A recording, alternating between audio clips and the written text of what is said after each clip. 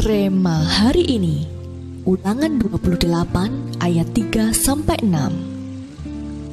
Diberkatilah engkau di kota dan diberkatilah engkau di ladang. Diberkatilah buah kandunganmu, hasil bumimu dan hasil ternakmu, yakni anak lembu sapimu dan kandungan kambing dombamu. Diberkatilah bakulmu dan tempat adonanmu. Diberkatilah engkau pada waktu masuk dan diberkatilah engkau pada waktu keluar.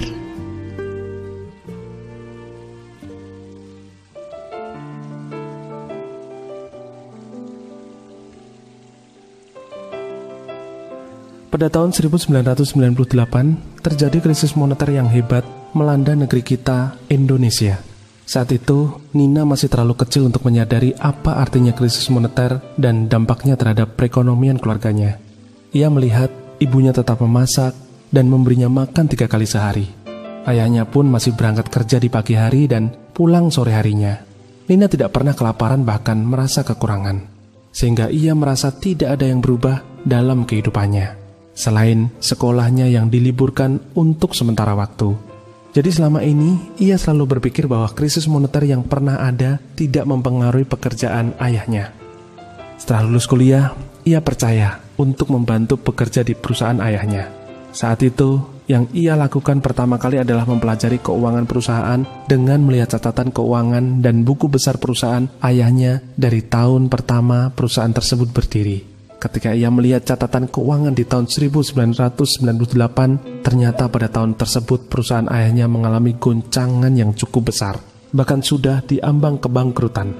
Semakin dalam mempelajari sejarah perusahaan ayahnya, semakin Nina melihat nyata betapa luar biasanya penyertaan Tuhan atas keluarganya. Ia merasa begitu bersyukur karena pertolongan Tuhan, perusahaan milik ayahnya masih bisa bertahan hingga saat ini.